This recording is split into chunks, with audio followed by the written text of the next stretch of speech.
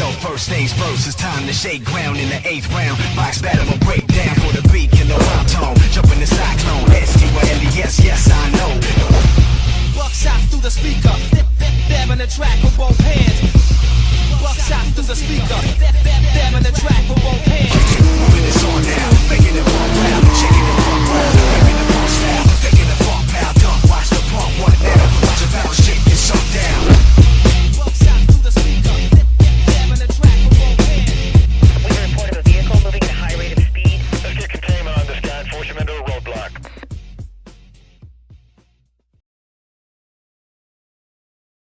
Всем привет! С вами, как всегда, LMFO. Это немного не то видео, которое я планировал выпустить спустя 3 месяца. Да чего уж, это совершенно не то, что вы ожидали. Что, где и почему, можно вычитать вот тут.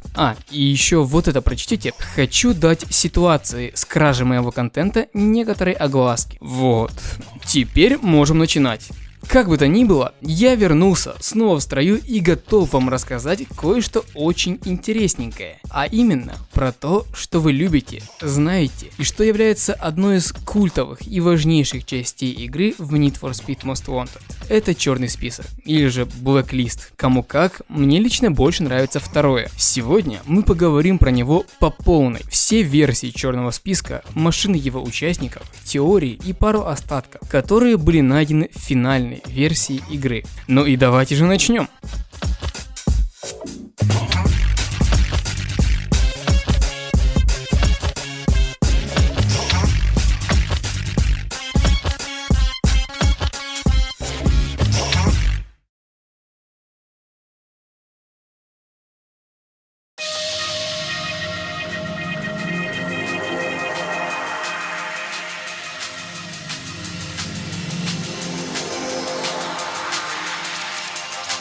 Спросите, что тут забыл футаж раннего Most Wanted? А я отвечу, да, он действительно тут что-то забыл. Ведь дело в том, что в раннем Most Wanted даже и не было такого понятия, как черный список. Были лишь задания, которые надо было выполнить, чтобы набрать больше репутации. И, видимо, с помощью нее дальше продвигаться по сюжету. Как мы знаем, в финале это осталось, но оно стало лишь частью большой экосистемы черного списка. Далее, где-то летом 2005-го были опубликованы некоторые промо-материалы по игре, в том числе и материалы, на которых был замечен черный список. И как оказалось, это был самый ранний вариант черного списка, в котором находилось много различных вырезанных гонщиков. Давайте пройдемся по порядку. Первым идет Razer. Ну, тут в принципе ничего удивительного. Вторым идет Webster, а третьим Mia.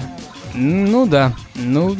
Собственно, ничего удивительного, ибо есть теория, что Mia действительно была участницей черного списка. Однако, скорее всего, эта идея была отброшена на очень раннем этапе разработки. И я более чем уверен, что это даже не было реализовано. Вы можете спросить, если это материалы лета 2005 года, то это что значит? Вся игра постоянно переделывалась, в том числе и сюжет с черным списком? Нет. То, что эти материалы от лета, не значит, что они были созданы именно в тот же день или месяц. Очень наверняка были созданы весной 2005-го, и на это намекает красная BMW, которая выступает в качестве дефолтной машины, что была в скриншотах от апреля. Возвращаясь к теме, нужно отметить, что в E3 демо мы гоняли в дрэге против красной Mazda, которая позже стала Mazda Mii. Или это уже была ее Mazda? Да, тут легко запутаться и нельзя дать точного ответа. Ну а мы перейдем обратно к черному списку на том скриншоте.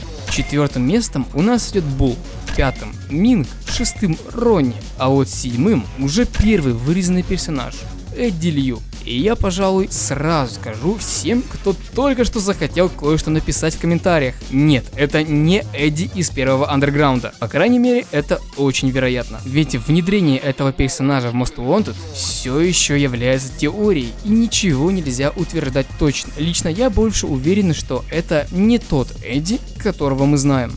Также мы и не знаем, как этот персонаж выглядел, какой у него был характер, машина и так далее.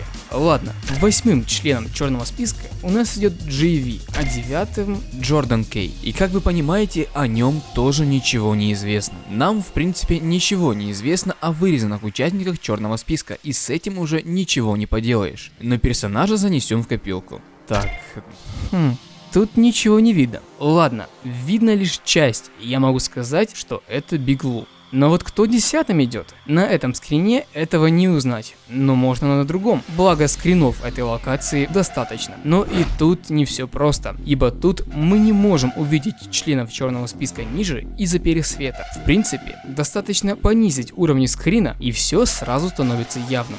Почти. Пересвет все же сделал свое дело, и членов списка в самом низу не видно почти полностью. Но мы все равно можем выделить парочку личностей. на 11-м месте расположилась Джевелс, а вот на 12-м уже третий вырезанный персонаж, Ник Блэк. И о нем тоже ничего не известно. На 13-м месте четвертый персонаж, не попавший в финальную игру, Марти. К сожалению, из-за перекрывающих весь проход BMW нельзя увидеть фамилию участника. Однако я вижу некоторые буквы через салон. Может быть, это Марти Джонс, кто его знает. А вот дальше становится жарче. Максимально неразборчивые имена. Что-то соврать на 14 месте и еще можно.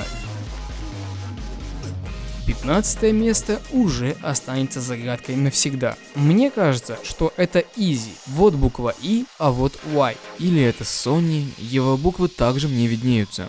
В любом случае, мы закончили с этим черным списком. Двигаемся дальше. Вам, наверное, бы хотелось, чтобы тут было гораздо больше разных версий черных списков, но, к сожалению, тот, что мы прошли сейчас, единственный, который кардинально отличается от финального. Но, к счастью, мне все же есть что рассказать, так как помимо того, что мы видели, существует практически финальный черный список, что был найден где?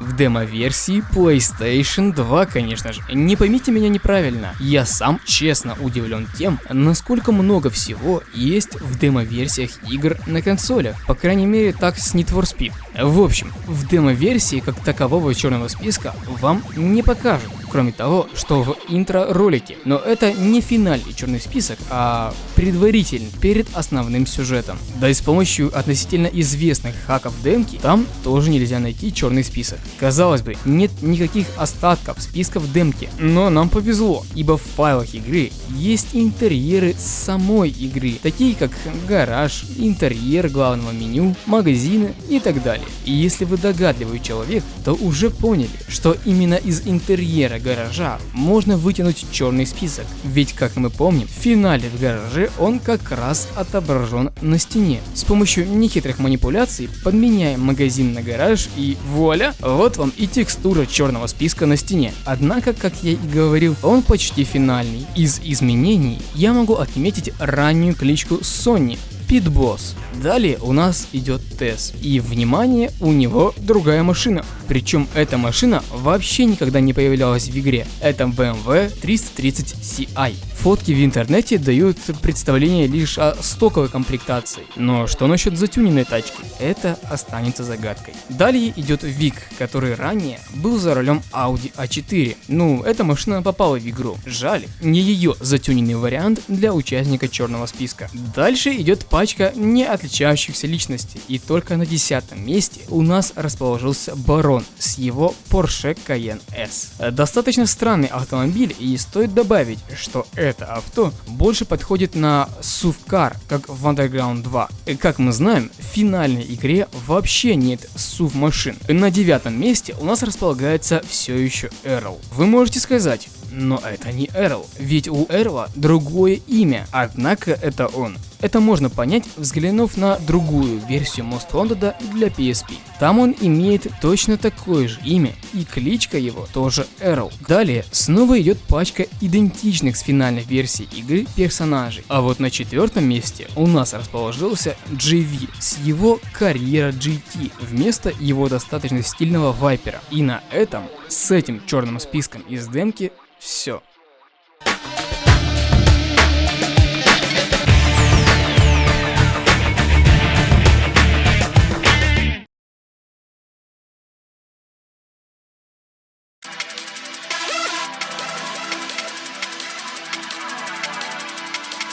Ух, а вот и та часть видео, кто хотел поглазеть на что-то более существенное. На то, что может ездить, может делать крутые трюки, и что само по себе запоминается так же хорошо, как и вся игра. Машины черного списка. На самом деле, изменений как таковых особо и не было, но мне все равно есть что сказать. Причем, тут даже недавно небольшой случай произошел. Дело было так, у нас имеется демо-версия игры, имеется даже распакованная демо-версия игры. Я, да и многие ребята, умеем смотреть файлы игры, чтобы что-то в них находить, в том числе и то, что нам сейчас нужно. Я говорю не про сами машины, а про их записи тюнинга, то есть как они должны выглядеть. Но вот незадача, попытка перенести тюнинг оттуда в финальную игру остается не очень возможной. Тогда единственным вариантом остается посмотреть эти машины через игру, благо вызвать модели и их тюнинг можно. Но и тут неудача, ибо самих моделей машин в файлах нет. Казалось бы, все, пропали. Однако недавно, спасибо Спетихард, был найден простой способ решения проблемы. Взять модели машины из финальной версии PlayStation 2 и просто подгрузить их вместе с демкой. И черт возьми, это сработало. Модели хорошо себя чувствуют в игре и могут загружать тюнинг. И теперь, после этого долгого предисловия, пора показать машины. Однако я сделаю примечание, что помимо загруженных моделей из финальной версии игры, мы также загрузили и файлы с винилами для каждой машины из финальной версии игры. Ну и еще я буду показывать материалы из видео Спетихард. Начнем с CS15. Ну да, он такой же. Я же предупреждал, что не все машины изменились. А хотя у меня есть для вас кое-что. Моя любимая мини-рубрика «Белые колеса». Если вам кажется, что машина совершенно никак не изменилась, вы в принципе правы. Однако почему-то во всех роликах с показом участников черного списка и его машиной можно заметить, что сама тачка имеет колеса со стоковым белым цветом. Я еще не раз покажу эти ролики по мере продвижения по черному списку. Сама машина едет относительно неплохо, но явно видно, что с ней еще не закончили. Машина из 14 места выглядит так же, как и финальная. И опять же, в ролике с CS колеса были белыми. Что касается тест-драйва, Nope.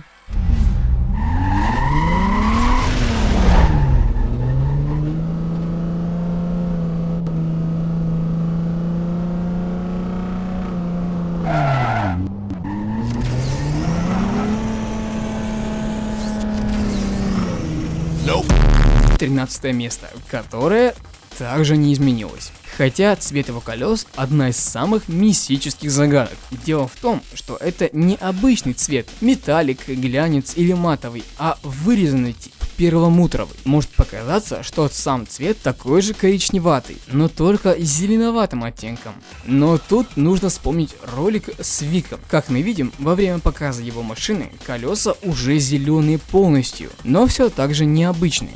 Перламутровый. Возвращаемся к демке. Во время тест-драйва машины в геймплее в повороте также виден больше зеленоватый оттенок, чем коричневый. Моя теория заключается в том, что на PlayStation 2 билде игры этот цвет сам по себе рендерится по-другому. Вот поэтому мы видим лишь небольшую часть зеленоватого оттенка. В то время как на том же билде на Xbox 360 колеса рендерились правильно, и там был зеленый цвет, как и положено. Кстати говоря, если взглянуть на текстуру винила в файлах финальной версии игры, то можно увидеть, что там есть какие-то полосы, которые не отображаются в игре. И не отображаются они потому, что их не использует маска винила. Поправив все это дело, мы заходим в игру и видим, что эти новые детали плохо видны на текущем кузове. Меняем кузов на более удобный и видим, что все сразу встает на свои места. Примерно так и выглядел Вик в более ранних версиях игры. Изи из 12 места не отличается вообще ничем. Я могу подметить разве что вот этот рендер, на котором у серого цвета есть темно-синеватый оттенок, но скорее всего это просто особенность рендера. На 11 месте начинается небольшой конфуз, который, честно говоря, вообще никак нельзя объяснить. Мы видим все того же Биглу, но Что с цветом его машины? Он как будто перламутровый с синим оттенком. Но как, почему и зачем?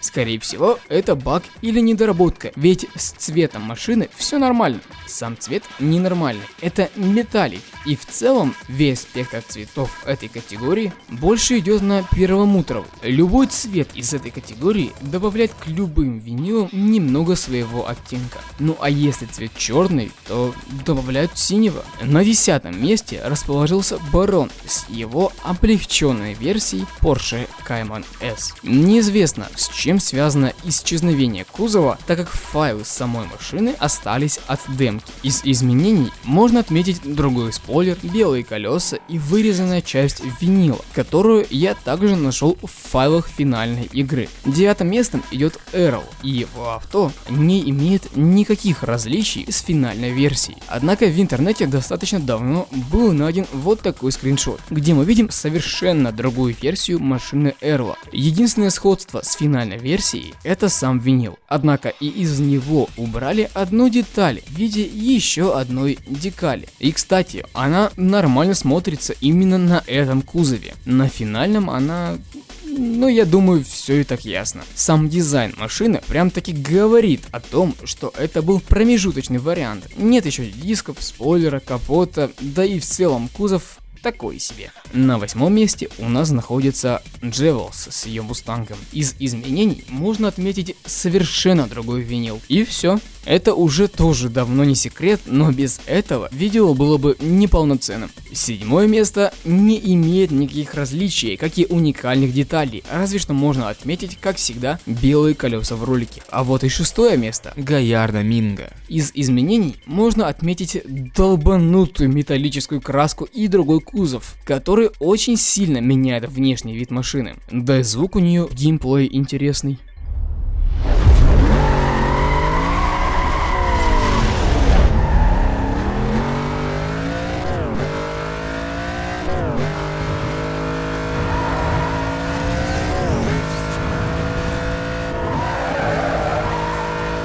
Не спрашивайте, что там забыл звук Мустанга. Мы сами не знаем.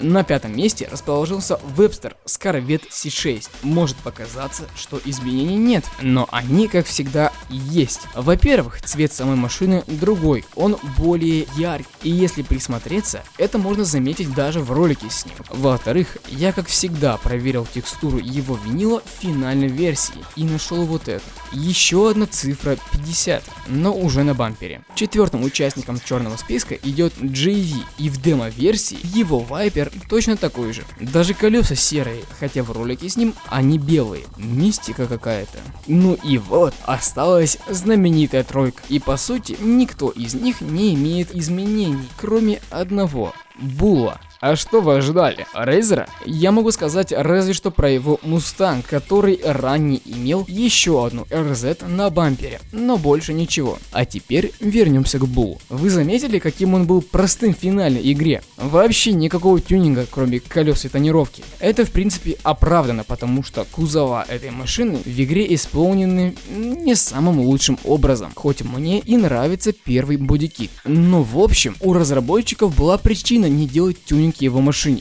Однако, вот этот скриншот. На нем видно того же Булла из финальной игры, но с уникальным винилом. Что самое интересное, в файлах игры все еще есть ссылка на его винил, однако самого винила нет вообще. Что касается демо-версии, то да блин, там целый вырезанный тюнинг с кузовом, спойлером и капотом. Но так как файлы машины были взяты из финальной версии игры, то и винила мы не увидим. Если скрестить все вышеперечисленное, то получится вот такой кадр. Совершенно другие ощущения, правда? Это авто по праву можно назвать самым измененным из всего черного списка, который мы знаем. Мы почти закончили, но у меня еще остался маленький бонус, о котором мы поговорим прямо сейчас.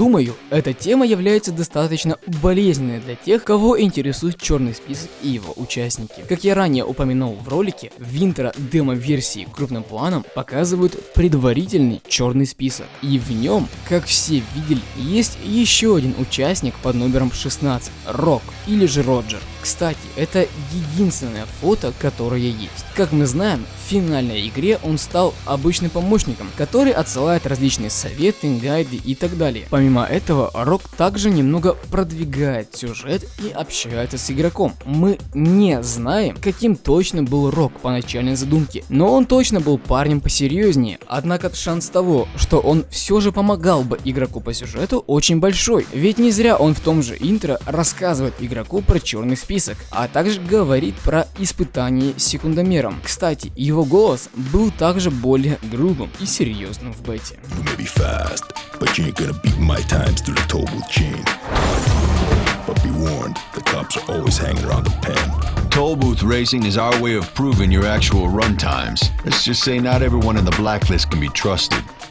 Помимо этого, с Роком нет вообще ничего в файлах. Я говорю о черном списке, гонках и так далее. Все, что есть, это его машина, но даже ее запись тюнинга в файлах названа как OPM Mustang Boss. что значит Mustang для демо Official PlayStation Magazine. Кстати, финальной используется та же запись, только ее содержание заменено на Pontiac GTO. Единственное, что реально связано с ранней версией Рога и что есть в файлах, это строчки в текстовом контейнере, которые ссылаются на черный список 16. Ну и также у нас есть еще его граффити. Их аж целых 3 штуки. Это все, что есть от ранней версии Рога. Теперь касаемо гонок в демо-версии. И почему это не гонки Рога? Да потому что они принадлежат к черному списку 20, который в файлах обозначен как Race Bin OPM. И я сразу же скажу, это не настоящий черный список. Игра устроена так, что каждый черный список это отдельный файл, в котором записаны различные данные, будто гонки, требования, вознаграждения и так далее. И так как разработчики не хотели делать отдельную систему гонок для демо-версий, они решили пойти более простым путем, создав еще один файл черного списка, но предназначенного только для демо-версий. То есть там записаны только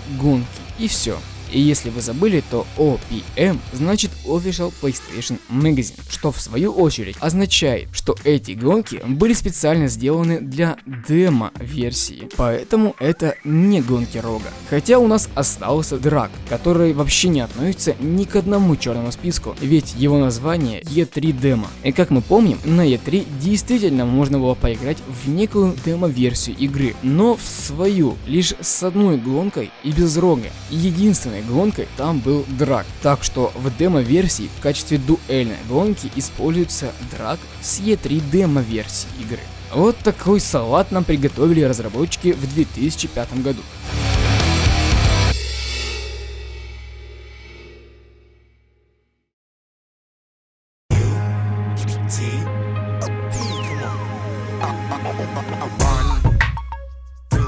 Фух, вот мы и закончили. Теперь вы знаете, каким был черный список, как выглядели машины его участников, а также вы немного узнали про Рога из ранних версий игры. Ну и то, что разработчики натворили полный бардак с демо-версиями игры. Подписывайтесь на канал, ставьте лайки, нажимайте на пресловутый колокольчик и рассказывайте об этом видео своим друзьям. Также не забудьте прочитать те посты из моей группы в ВК, которые я показал в начале. Ну и в целом на группу подписывайтесь. Там бывают интересные новости и анонсы новых роликов. А также не забудьте посетить мой личный уголок моддинга НФС на Discord сервере. С вами был LMFall в озвучке Скандра. Подписывайтесь также на меня, там вы тоже можете найти много интересных роликов, немного про Need for Speed, но в основном по другим играм, тематика которых периодически также вырезанный контент. Всем спасибо за просмотр и увидимся!